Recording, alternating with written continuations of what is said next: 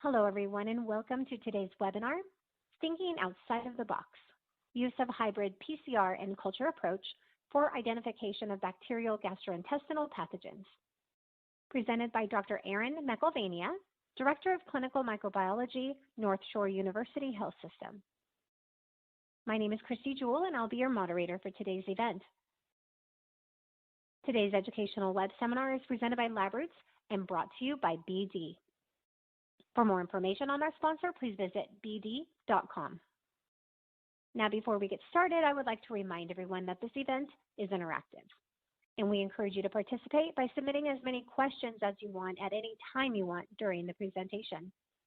To do so, simply type them into the Ask a Question box and click Send.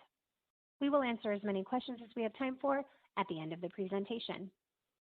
If you have any trouble seeing or hearing the presentation, use that Ask a Question box to let us know you're experiencing a problem. This presentation is educational and thus offers continuing education credits. Please click on the Continuing Education Credits tab located at the top right of the presentation window and follow the process to obtain your credits. I now present today's speaker, Dr. Erin McElvania, Director of Clinical Microbiology, NorthShore Univeristy HealthSystem. For a complete biography on our speaker, please visit the Biography tab at the top of your screen. Dr. McElvania, you may now begin your presentation. Thank you, Christy, for that warm introduction, and I'm very excited to talk to you all today about thinking outside the box, use of hybrid PCR and culture, which is something that we've been working on in my microlaboratory. So I want to first thank BD for graciously asking me to give this webinar, and my additional disclosures are posted below. So what I'm going to talk about today is I'm going to start with traditional molecular identification of gastrointestinal pathogens, just so we're all on the same page. Then I'm going to talk about the limitations and benefits of molecular GI pathogen detection. And finally, the project that I'm excited to show you that we've been working on in my lab, which is use of a hybrid plus PCR plus culture method of detecting gastrointestinal bacterial pathogens.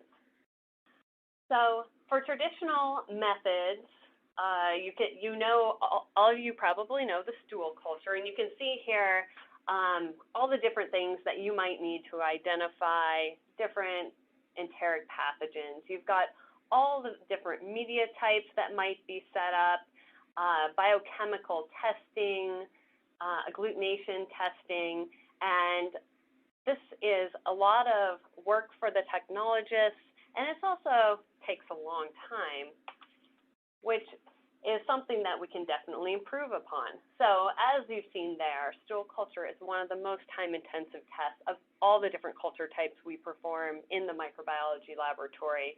And to get an identification, it is going to take a few days to grow the bacteria. Then, because these are very mixed stool cultures, you have to isolate the pathogen away from the other fecal flora, perform biochemical testing. It can take from 2 to 5 days to get that result. So I definitely think there are ways to optimize this, and molecular testing is there to help us out. So this is really a lot less hands-on time for the technologists. It also benefits patients and clinicians by providing a faster turnaround time.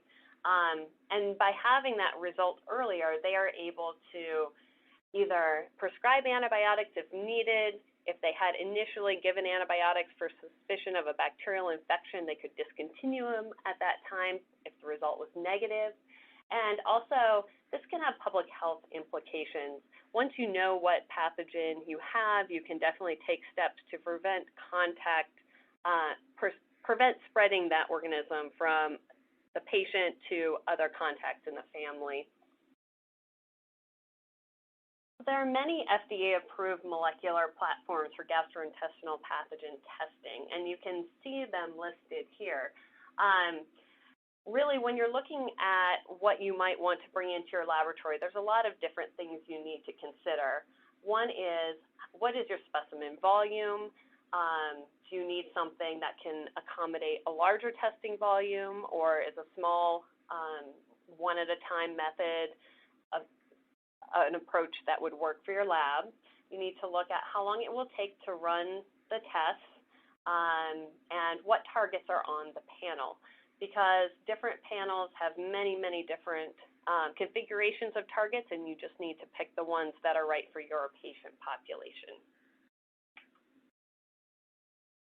So now that we know what's available for molecular testing for GI pathogens, I want to talk a little bit about the benefits, limitations, and considerations that you need to keep in mind when you're bringing these tests in-house and when you're talking to clinicians about the results of these tests.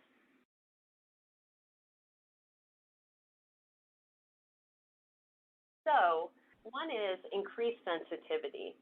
Molecular testing, one of the benefits, I would say, is it doesn't rely on a viable organism for growth, such as in traditional culture.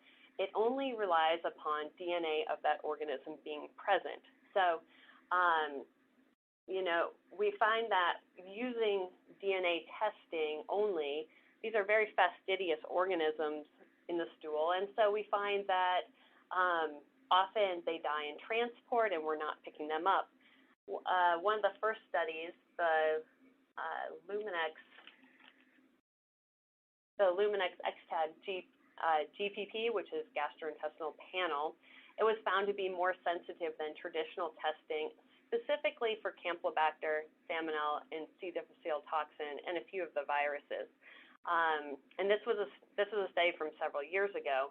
But since then, as the new FDA-approved tests have come onto the market, all of them have shown similar increases in sensitivity compared to traditional methods.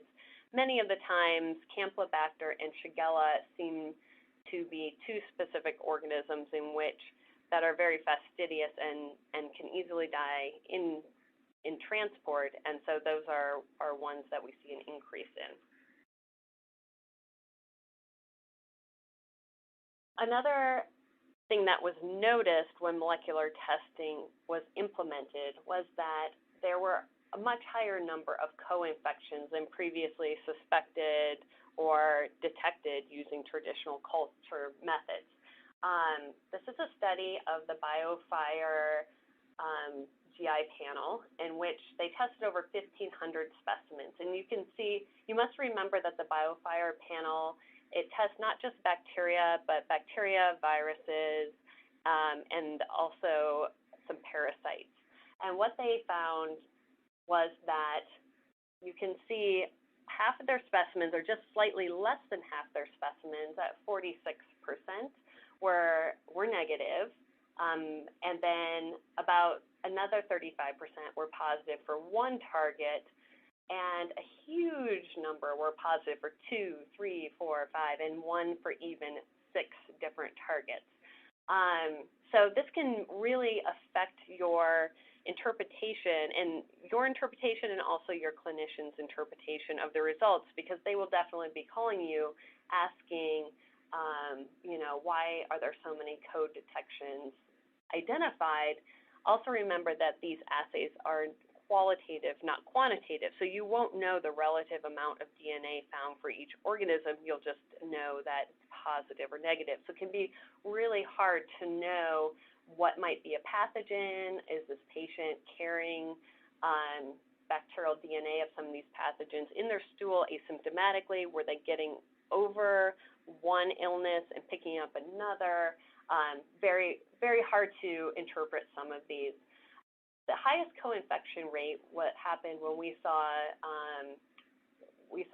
organisms that had Clostridium difficile and also enteropathogenic E. coli or EPEC. So those were the two organisms that were most likely to be found in a co-infection.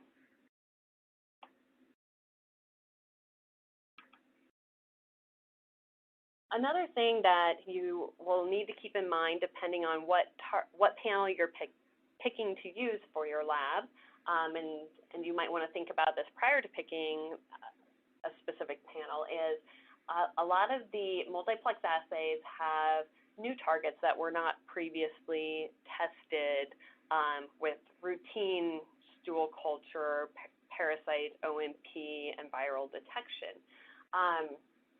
And this can be an area of great excitement because a lot of times I don't think and I still think this is an area of research where we don't always know exactly the clinical significance of some of these targets, and we're learning a lot about them now that we are doing more routine testing. But at the same time, it can cause a lot of frustration or confusion to both the laboratory and to the physicians when they have patients that are positive for these specific targets and they don't know what to do with the result. They don't know if it's clinically significant or if it should be ignored. And so just one thing to keep in mind, again, as you choose what kind of testing you want to do in your lab.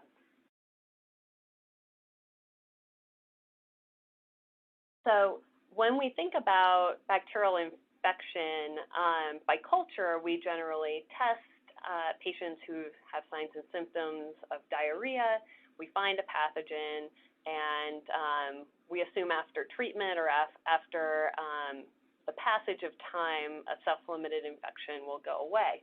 When you're looking for DNA, it's, again, an area of research. We know that we are going to detect both live and dead gastrointestinal pathogens because we're just looking for the DNA. It doesn't have to be a viable organism.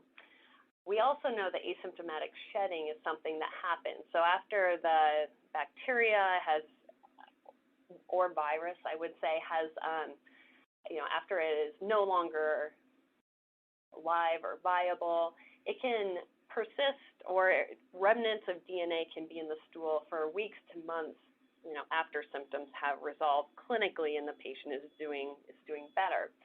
So we also know that the shedding is more prolonged in immunocompromised patients. So it can sometimes influence your results and how you think about your results, especially in immunocompromised patients where you are definitely in a setting where a lot of things, they're hospitalized a lot, these patients, and there are many things, including medication and other clinical symptoms, other clinical entities that can cause them to have diarrhea. And so repeat testing may make it seem like they constantly have bacterial GI pathogens, whereas it could just be residual DNA that they are harboring. So bacterial shedding into the stool is something that you also need to keep in mind. This happens because, as we mentioned, that molecular tests are going to detect DNA, and so it will be detecting both live and non-viable GI pathogens. We know that asymptomatic shedding of bacterial and viral pathogens is something that can go on for weeks to months after the patient has clinically resolved their symptoms. So they are all better, and if we were testing by stool culture, these patients would have definitely seem to have recovered and cleared their infections, but the DNA can still hold on or be present for long periods of time, and we know in immunocompromised patients it can be even longer periods of shedding. So we need to make sure that when we're interpreting results, we keep that in mind, that it may not be an actual infection. It could just be the presence of prolonged shedding. And it can be really hard for clinicians. There's no actual way to tell the difference. How do you determine active infection versus shedding? And the answer is, with molecular testing, you cannot tell if the organism you're detecting is viable or not. And Clostridium difficile, which is, hot topic in laboratories everywhere, but it is especially a reporting conundrum when we look at these multiplex GI panels. There are several that contain Clostridium difficile as part of their target set, and both the Luminex X-Tag GPP and the BioFire film array are ones that do have the C. diff target, both the Clostridium toxin A and B genes. GI panels can be ordered for many reasons. You think your patient has Salmonella, Shigella, you think they have a parasite. So there's really no age restriction that is placed on the GI panels. But for children, less than 2 years of age, but particularly those 1 year of age, the IDSA guidelines do not recommend testing these patients because they have a very high percentage of C. diff colonization that is asymptomatic. So we do not want those patients to get tested and treated, and you cannot separate Clostridium difficile from the rest of the panel. So it can be a bit of a problem. Also, stool consistency, at least in our lab, we only test for Clostridium difficile on liquid stools, and we're very strict with our policies to lessen the chance that you will detect asymptomatic colonization. But consistency cannot be assessed if the stool is submitted in Carey-Blair medium, which is recommended as transport medium for bacterial stool testing. So one way that you would not be able to tell if your patient actually had significant diarrhea or if their stool was somewhat formed. So another thing to keep in mind when you're bringing your molecular GI testing in-house is that antimicrobial susceptibility information is not going to be provided by the assay because, again, remember you are detecting DNA and it's going to give you a detected, not detected result rather than having an isolate as you would recover for bacterial culture. In our lab, about 80% of organisms, we do attempt to recover organisms if we have a positive molecular result, and about 80% of the time we are able to do so, but also about 20% of the time that means we are not able to provide that. We like to have the isolate around in case we need to do susceptibility testing for these patients.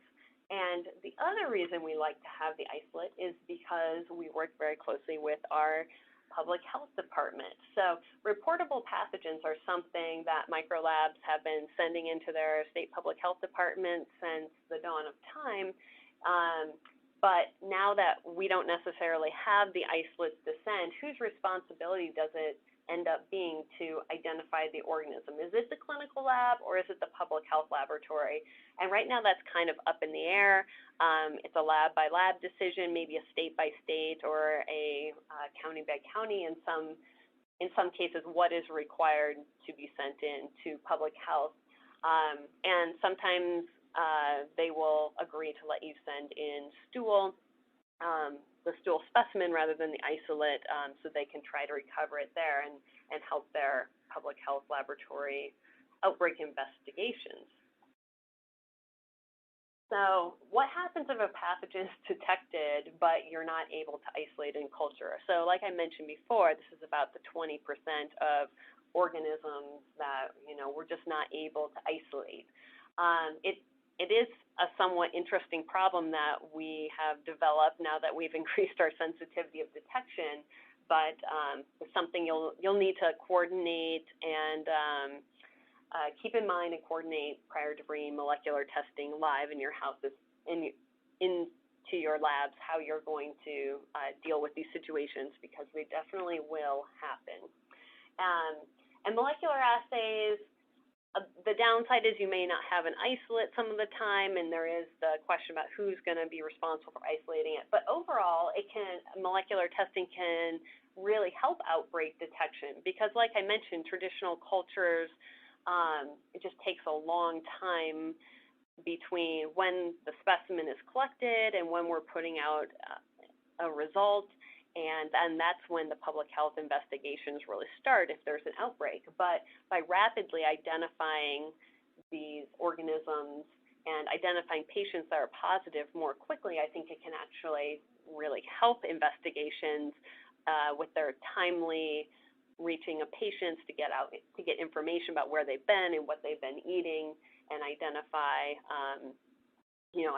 maybe a possible source. But then again, if we aren't able to get the isolates, it is a little difficult because the mainstay of public health investigations is pulsed field gel electrophoresis or maybe whole genome sequencing if your lab has moved that way. But without a bacterial isolate, you won't have these tools. So in some ways, molecular testing can help outbreak investigations by earlier recognition of outbreaks, but some ways it's really helpful to have those isolates as well. And there are a few patient benefits to having molecular GI assays. So like I said, increased sensitivity. So this is for patients who maybe they had improper storage of their specimen during transport. Maybe they had lower levels of organism burden. They will still be able to know what pathogen caused their diarrheal illness, even though it's not viable in culture through molecular detection. There's also the rapid turnaround time, which we talked about, which can aid in antibiotic optimization or cessation. And then also, it might help patients to know what they have, so that if they definitively know they have a bacterial pathogen, GI pathogen, they will then be, they will be aided in, understanding ways that they can clean their homes and clean their hands and things like that, so that they don't spread this to other household members. And there's institutional benefit, I think is a little bit up in the air, and there's not been a lot of research in this area, but one early study, I think this was from 2014, was out of a UK-based hospital, and they looked at the ability of molecular to both increase the turnaround time for putting patients on precautions, and then a lot of the patients they put on precautions for diarrheal illnesses and just in general, and then they were able to actually find the molecular testing helped them by providing a rapid answer and taking patients off isolation precautions, saving them costs in the different gowns and gloves and all the things that go around with patients on isolation. So some small cost saving to the hospital, although I would definitely say most of the benefit is on the patient side. One thing I just wanted to mention very quickly is reimbursement. So this, because most of our stool specimens are coming from outpatients, we've found that Medicare is pushing back on reimbursement for broad syndromic multiplex panels, and this is one thing that I follow very closely because, as you'll see in a moment when we talk about my laboratory's experience with GI pathogen testing, most of our patients' samples are coming from outpatients where, and a lot of them are Medicaid and private payer. And whatever happens with reimbursement is definitely going to affect what we are able to provide and offer to our patients in our lab testing. So what does reimbursement for GI panels look like, and why are we getting pushback by some of these companies? They are saying that coverage should be limited to 5 pathogens listed here, which make up 90 to 95% of foodborne infections. So they're willing to provide reimbursement for those organisms, but they do not want to cover viruses because they do lack treatment. So knowing you have a virus, you're not going to treat it. So therefore, why should we even test to find out? And I would say epidemiology is why you would want to know, but epidemiology is they're deeming not a valid reason to test, and obviously a lot of microbiology directors and physicians do not agree with this reasoning, but there it is. And then the other thing is Clostridium difficile testing, because that's not really appropriate to be doing on everyone. We know about 5 to 10% of all people are carriers, asymptomatic carriers of Clostridium difficile, and so molecular detection cannot tell you if you have Clostridium difficile infection versus colonization. So when Clostridium difficile is on a panel, they are saying panels cannot be unbundled, and Clostridium difficile may not be reasonable and necessary when ordered. So for these reasons, we're watching the reimbursement data very closely. as I mentioned, because it's really going to affect what we can offer in our lab if we cannot get reimbursed. So this move to limit reimbursement, as I mentioned, not only are there micro directors and physicians who disagree, but also the American Society for Microbiology, Infectious Disease Society for America, IDSA, and many other professional organisms are lobbying against this and definitely letting people know that these are very, very useful tests.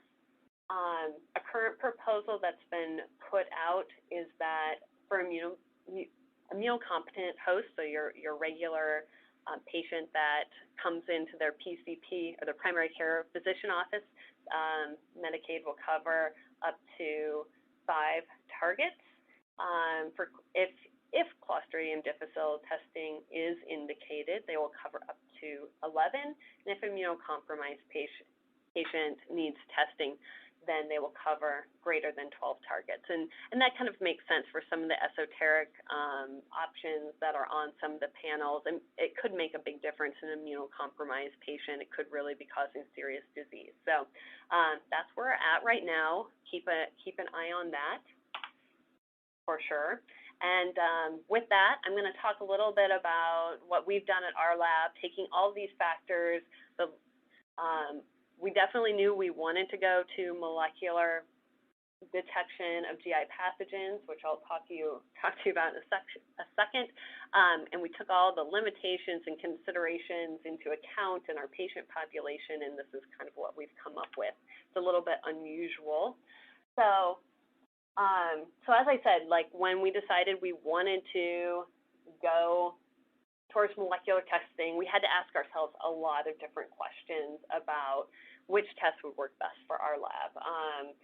We looked at all the targets that were available, the sensitivity and specificity of these results, how accurate are they for detecting these organisms, turnaround time for our patient population, and as well as our cost per test. And then we looked at how these would fit with our particular patient population. This is something every hospital or every lab is going to need to really do themselves as an assessment, because no one knows your patients better than you. So do you have mainly an adult or pediatric patient population? Are they mostly inpatient, or do they include a large number of outpatients as well? Are these patients primarily immunocompromised or immunocompetent? And this will help you determine which testing might work for you. So one size does not fit all. Many of these panels, just molecular GI panels, have very large number of targets that are reported on each specimen. And the high number of targets often equals a very, very high cost. So you can see here, one size not fit all. No one assay is going to be perfect for every lab. What is really best for patient care in your patient population? So you need targets that are going to fit the needs of your patients being tested, those that provide useful data that clinicians are going to use to treat their patients, and avoiding targets that are going to provide little clinical value or confusion in your particular population. And then you need to think about cost. As a laboratorian, I never really want to think about cost, to be honest. It's my least favorite thing to consider because I really look at what's best for the patient, and I let administration kind of, deal with the costing issues. But I mean, it is something that we have to consider, that I also, as a user of the healthcare system, cannot justify an incredibly high cost, relative to what information is being gathered from that. So for us, we thought it would be best, if we could keep. It makes sense that for a lower cost, for otherwise healthy patients who need information from just your basic targets, say your basic bacterial targets, that seemed reasonable. And then, of course, for your immunocompromised patients and complicated patients that your gastroenterologists are seeing, that might the value in a very broad number of targets really is there. So it can go either way. You just have to fit it to the specific patient. A little bit about my hospital. So NorthShore University HealthSystem is in the north suburbs of Chicago. We have 4 hospitals, but we also have a lot of testing from outpatient. We have about 20 immediate care facilities and over 100 different physician offices that send us their testing. Our volume is, I think it's around 350 now, 1,000 specimens per year, all specimens, and is growing about 5% per year. And we are extremely lucky to have the BD Kiestra Total Laboratory Automation System. So we were the first in the U.S., installed in 2014. So historically, our testing for GI pathogen, and I mean historically as in last year, we did bacterial culture anytime we were looking for bacterial pathogens. We have a Clostridium difficile standalone PCR. We had a Shiga toxin immunoassay. Ova and parasite examination, we still do that to this day. And then for other things that we didn't see that much in our population, such as enteric viruses or microsporidium, we would definitely send out to a reference lab. So what was our impetus for change? Why didn't, that worked fine for many, many years. Why do we need to change now? And I will say it's because I noticed that we were getting a lot of samples from our outpatient labs, and the transport conditions were horrific. So I just have a few examples here that I collected. You've got your nice stool and carry Blair, that's perfect. And you've got stool in a cup, and then you've got stool in like a takeout container, and we've gotten some other interesting specimen containers as well. When I dug into it, I found out that 85% of our stool specimens are submitted by outpatients. And even if you present to the doctor, you go to the doctor with diarrhea, it's very unlikely, even if you're having, 10 bowel movements per day, that you will be able to produce a specimen at the physician offices. So then what happens is they will give you some supplies, including hopefully carry Blair, transport media, and other supplies to collect stool at home, but it's a bit of a challenge. You have to collect it, you have to bring it back in the lab, back to our lab and our outpatient centers and drop it off. And I would definitely say that the transport specimens were highly variable from, incorrect transport media and sent directly to the lab, to a stool that's been sitting in a container on the dashboard of your car for 3 days, and now you're trying to send it off. So you can understand why maybe I was concerned about our yield for bacterial culture. When we looked at how many tests we were doing, we were getting about 20 to 25 tests for stool culture per day, so we needed something that would accommodate that number of specimens. We thought it would be best if we could run an assay that was on an instrument we already owned. Many of our samples, and the vast majority of our samples, come from adults and children who are outpatients and they're otherwise healthy. They just, have acute gastritis at this point. And I was definitely, although I know I said earlier, I don't like to think about cost at all, when I'm dealing with outpatients, I do get concerned because I know that with rising deductibles, even those who have insurance with rising deductibles are going to have a big bill at any kind of any kind of clinic visit. So I wanted to try to keep costs reasonable as possible while providing them the best diagnostic tools. So we ended up going with the BD Max basic enteric bacterial panel, and this is a 4-target assay that looks for Salmonella, Shigella, Campylobacter, and Shiga toxin producing organisms. So why did we pick BD Max? Well, first of all, you'll notice that all 5 of the bacterial and the Shiga toxin targets, they're all reimbursable, so I'm not so worried about the variability of, what decisions might come out on what's going to be reimbursed and what's not going to be reimbursed with that mix there. So I felt like that was pretty solid on the reimbursement front. We already have 3 BD Max instruments in our laboratory. We also run the MRSA nasal colonization and the vaginal panel assays. So this runs on an instrument we have in the lab, and we have the capacity to run in the space and time for more runs per day. And then we have a really close relationship with the infectious disease and GI subspecialty teams at our hospital, and so they will really bring to light any patients who need additional testing beyond like your bacterial targets or your ovarian parasite. If someone was immunocompromised and they were worried about some of the viral targets, they would let us know and we could send out testing. And these occasions are pretty rare, so we didn't feel we needed it on every patient.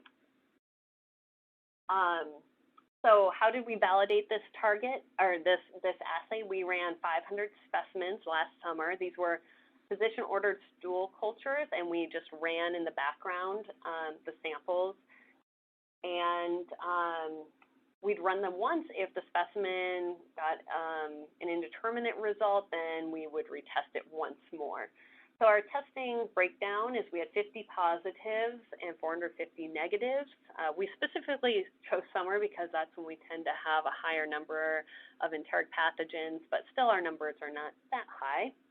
After the first run, we had 8 samples that were indeterminate, and so we reran those 8 samples, and upon repeat, they all had valid results.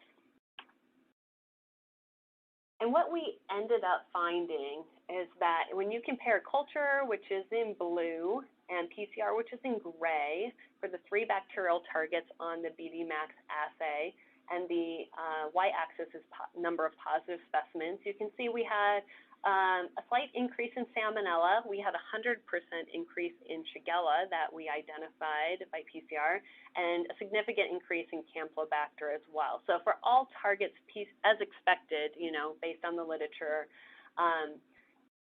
we found that PCR achieved more positive targets than culture. The increase was small for some of these targets, but also we only had 50 positives overall, and most of them were agreed with our bacterial culture. So we had 1 extra Salmonella, 2 extra Shigella, which, like I said, we only had 2 by culture, so we had 4 by PCR, and then Campylobacter is where we saw a significant increase as well. Okay, Shiga toxin result is something that I think was a benefit to our lab over our previous testing. So we previously did an ELISA immunoassay, but only upon physician request. We did not do it on every stool. And we had almost no requests. So it's very rare for us to perform testing. Also, we know that the Shiga toxin itself can be pretty labile, and so I was worried about specimen transport, about collection, things like that, wondered how sensitive our assay really was. So we had 4 positive Shiga toxin specimens in our validation set. We repeated all 4, and they did repeat as positive on a second time. None of the physicians, remember we were doing these on physician-ordered testing, and this was kind of in the background. None of the physicians had actually ordered Shiga toxin testing, so it wasn't really suspected by the physician. But on the other hand, I say we identified all these unknown Shiga toxin positive specimens. When we did chart review, really in most cases, it did not correlate with Shiga toxin producing disease. And I suspect that the PCR is so sensitive, you can detect really low levels of Shiga toxin that may be either transient or produced by, potentially produced in low levels by bacteria colonizing the GI tract. So I think that's an area where I think the sensitivity of PCR maybe detecting subclinical disease, but I think there will be more to come on the research front there. So we knew that there were some bacteria that we would miss by transitioning to the BD-MAX enteric panel, and those included Vibrio, Plesiomonas, and Eromonas that were previously detected in bacterial culture at our lab. These were not non-zero numbers, not high numbers, but remember, overall, we only had 50 positives. So these 12 organisms represent about a quarter of all of our positive specimens, and so we thought it was important to continue to test for them. So our solution was to combine the PCR assay with a culture method, and we did this by coupling the BD-MAX enteric panel with what we call minimal culture, because remember, traditional culture has all the different medias and all that. Well, this is just one blood plate, 5% sheep's blood plate, where we're going to look for oxidase-positive organisms. So what we do is we inoculate the blood plate. After 16 hours of incubation, we perform the oxidase sweep, and that should allow us to identify Vibrio, Plesiomonas, and Eromonas species. And if our oxidase sweep is positive, we will go on from there and try to isolate the bacteria. If it's negative, we will final it as these oxidase-positive organisms are not detected. And so when we combine our culture plus PCR hybrid method, you can see that culture alone would have identified 51 of these pathogens, PCR alone 50, but when you combine them, 62% or 62 pathogenic organisms or toxin-producing bacteria were identified. So that for us was a 21% increase over culture alone and a 25% increase over PCR alone. So this definitely achieved our goal of increasing the sensitivity of pathogen detection. It's a little bit of an unusual, I would say, assay. So how did that actually fit with our workflow? So what we do is when a specimen arrives in the lab, we plate that 5% sheep's blood agar using our Keystra total lab automation system. And like I said, at 16 hours of incubation, it will indicate it's ready for sweep oxidase testing. And then our BD-MAX enteric panel is batched daily. So we run it every morning, once daily. And then the two areas are resulted separately, but into one report. And we wanted to know, we knew that individually, since the majority of our specimens are negative for Eromonas, Plesiomonas, and Vibrio species, we knew that in 16 hours or somewhere in the ballpark of that, we would be able to final the culture portion as negative. And if we're running the BD-MAX daily, once daily, the turnaround time once a specimen's in the lab should not be more than around 24 hours. But we wanted to check and see really what was our turnaround time for results reporting. First, I just want to mention one thing is we were concerned that when we had positive specimens, because we do try to recover the isolate, that we would have a delay because we weren't initially setting up all the different screening media. So what we do, our procedure is when we have a positive PCR result for Salmonella or Shigella, what we will do is plate the specimen at that point to hectone enteric agar, and if it's for Shiga toxin, we plate to sorbitol and McClunky agar for isolation of Shiga toxin producing E. coli. But again, how much time does it take? Are we delaying our results by setting these, trying to isolate the bacteria after it's already been in our lab for a period of time? So we wanted to check on both positive and negative specimens. So what you can see here is on the x-axis, we have specimens that are negative for bacterial pathogens. In the middle are pathogens that are positive but do not require susceptibility testing. That would be like our Campylobacter, just your molecular result and you're done. And then on the right-hand side, positive requiring susceptibility isolation or pathogen isolation, and then susceptibility testing. And what you can see here is the number of hours is on the y-axis.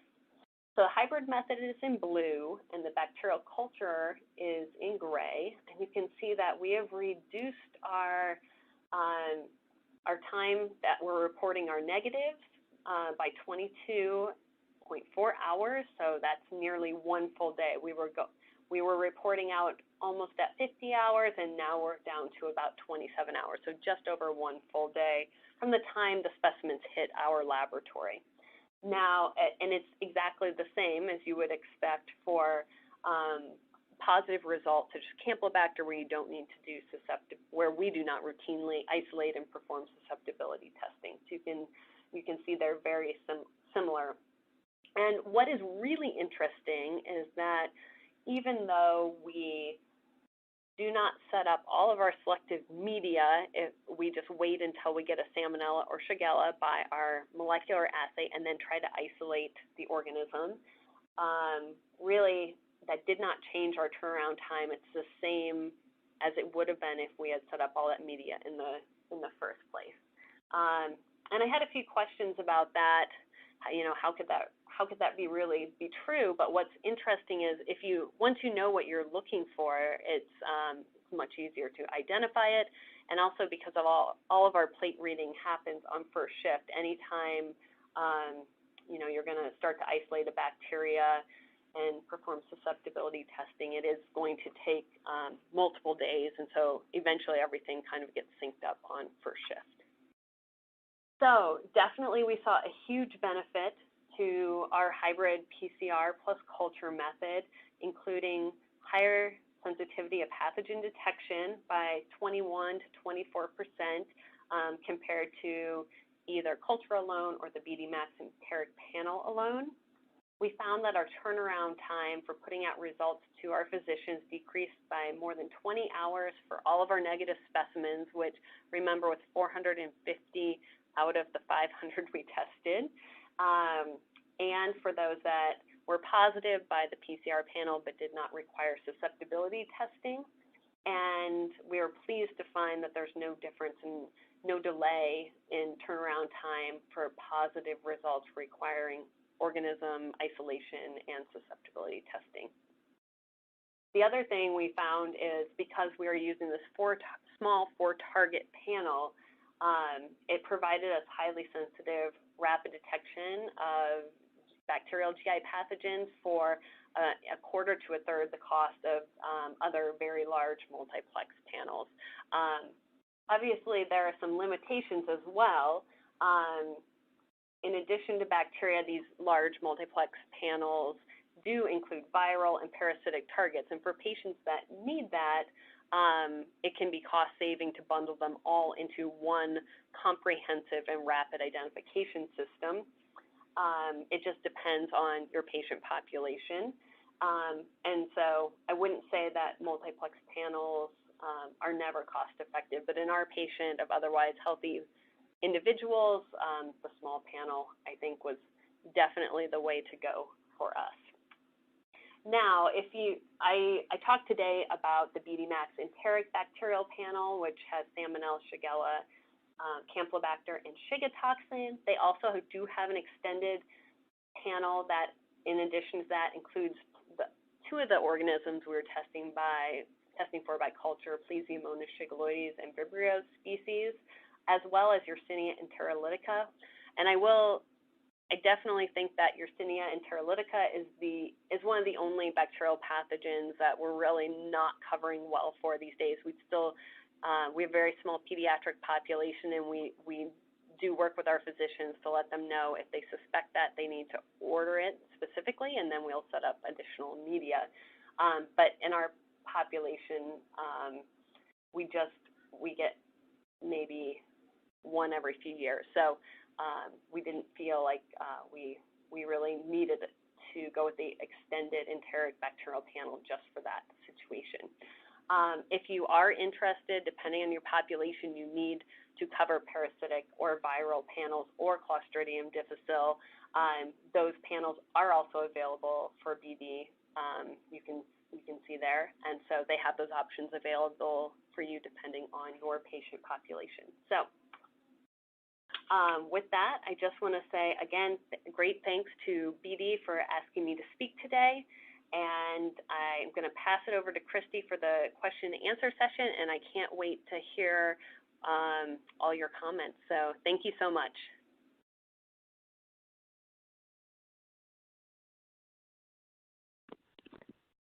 Thank you again, Dr. McElvania, for your presentation. Yes, it is time for our live Q&A portion of our webinar. Now, if you have a question you would like to ask Dr. McElvania, please do so now. Just click on the Ask a Question box located on the far left of your screen, and we will answer as many questions as we have time for. Okay, let's get started. Our first question, what response have you received from your doctors with a faster result? Hi, thank you so much for joining us today. So I haven't received a ton of feedback. We've been live with this since March of this year, so maybe about 5 or 6 months. You know, when I talked to people and rolled it out, they were very excited, but I haven't, unfortunately, you know, in microbiology, we don't always get the calls about how amazing all our testing is. So, you know, overall, the few people who have talked to me have been excited about the turnaround time, but you know, a lot of people, I think in micro, we spend so much time in the lab, we know the turnaround time to almost every test we have, where I think for a lot of physicians, the results seem to randomly pop up. So they're very excited to have the faster turnaround time, but I'm not sure if you queried them all, if they could tell you what the normal turnaround time for a Shigella or a Salmonella would have been. Now, what media is used to culture these organisms? So for our new hybrid method, we use one 5% sheep blood agar plate only. That's the only media we use. If we get a positive result on our molecular assay, say it's a Salmonella or Shigella, then we'll put it on a hectone enteric agar just to look for that particular organism. Thank you, Dr. McElvania. How will you enhance this workflow moving forward? And how do you adopt something like this for other syndrome areas? And what syndrome areas would you go to outside of stool testing? Those are a lot of great questions that I think as microbiologists, we spend a lot of time thinking about how we can optimize workflow in all the areas of our lab. So right now, I think we're pretty happy with what we have right now. The next area we are kind of looking at to optimize is our ova and parasite testing. And I say that because we are a low incidence center. I would say less than 1% positivity rate, and that includes non-pathogenic, parasites as well. So rare that we get much, and when we do, it's the same things over and over. We get a lot of Giardia, we get Blastocystis hominis, things like that. So we have tooled with molecular testing for parasitology because our ova and parasite examination, we do traditional methods, it's just so laborious. And so that's something we're kind of looking at, but we also know that we test too much. We have a high volume.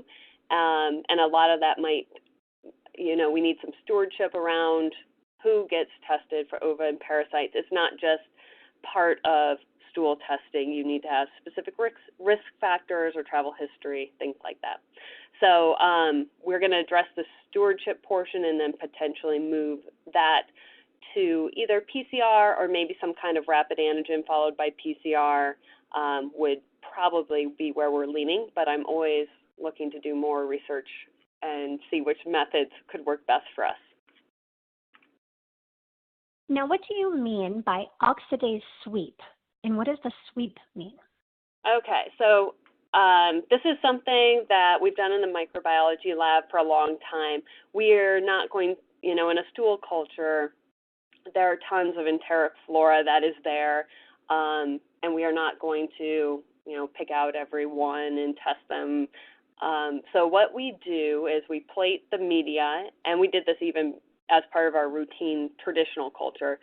On your blood agar plate, you just basically you take you know, a Q-tip or a swab, you just drag it through that first quadrant, and then you're going to use some of your oxidase reagent to determine if oxidase-positive organisms are in there. So traditionally, you know, all your Enterobacteriaceae or Enterobacteriales now is oxidase negative, and so that wouldn't interfere with the assay. But if you have something that's oxidase positive, then you should figure out if you do have Aeromonas, Plesiomonas, or Vibrio species, and those are causative agents of gastroenteritis. Thank you. We have so many great questions coming in, and we have time for just a few more. But I want to remind our audience that those questions we are unable to answer today, Dr. McElvania will be answering them via the contact information you provided at the time of registration.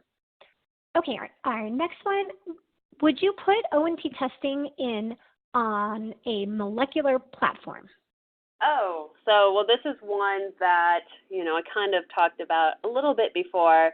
We're definitely thinking about it. We do not use that method currently, but many parasite molecular testing options are either available just recently or will be coming available in the near future. And some of those are more limited to just a handful of targets. Some are more comprehensive. So that's another area where I think you really need to look at what are you getting out of your stool cultures, what pathogens are you identifying, and are the targets on each individual panel, are those going to cover, you know, a large percentage of what you're using?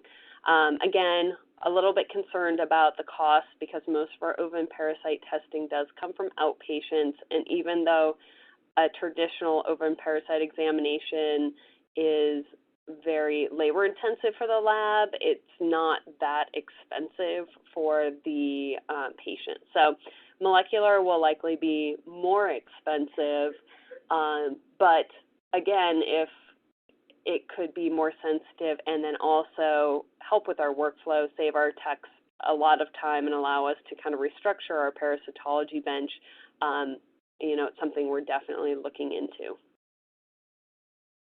Thank you. Let's go with this one. Do you enrich the stool samples? And if so, how long? So for this assay, we do not enrich the stool samples. We use direct, or the PCR assay is direct on stool, and then our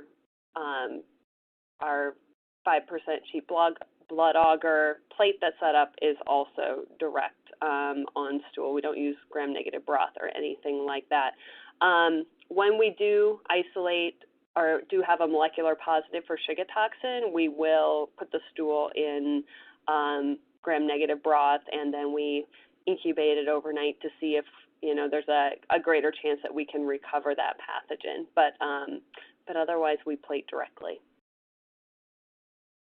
Dr. McElvania, we have an attendee who is wondering why you don't report a preliminary report for the PCR portion of the test. Well, we don't necessarily. They are finaled separately, though. So although it's not a preliminary report, both the culture portion and the PCR portion, you order one test, but then once it hits the physician orders one test, but then it actually leads to two kind of testing orders in our lab, one for the culture portion and one for the PCR. So whichever one is finished first will pop up and then followed by the second one. And then whoever puts in the second result, whether it's the culture or the PCR, they will final the report once it has both components present. So you will get a prelim report of one or the other, but it just depends on the time of day because we do our PCR testing in the morning every day, once daily, and then, you know, the culture portion could get finaled anytime it's reached its incubation period. So that's really going to be more dependent on what time the specimen came in. So you might get your oxidase sweep, negative oxidase sweep, and your negative result on the culture portion even before molecular. Now, Dr. McElvania, let's wrap with this final question. Could you please repeat what were the limitations of this method? So I think the main limitation of this method for me is that I know Yersinia enterolytica is something that I am not going to identify unless a physician says specifically that they are, concerned about this pathogen based on the patient history. And then if they put that in the test comment or if they email me or call the lab, then we'll set up additional media to make sure we look more closely for that organism. This is a limitation of what we're doing, but I also think that we do not have a large pediatric population here. It's fairly small, and so for that reason, we've communicated this limitation to providers and feel pretty comfortable. But it is something, I feel like it's the only hole, and otherwise it's a pretty comprehensive screen for bacterial GI pathogens. Thank you again, Dr. McElvania. Now, before we go, I would like to thank our audience for joining us today and for their interesting questions. There are a handful of questions that we were unable to answer today. So those questions and those questions that are submitted during the on-demand period, Dr. McElvania will be answering them via the contact information you provided at the time of registration. I would like to thank again Dr. Erin McElvania for her time today and her important research. I'd also like to thank LabRoots and our sponsor, BD, for underwriting today's educational webcast. This webcast can be viewed on demand, and LabRoots will alert you via email when it's available for replay. We encourage you to share that email with your colleagues who may have missed today's live event. A survey will now pop up on your screen, and your participation is appreciated. Your answers help improve our webinar program. Thank you for joining us, and we hope to see you again soon.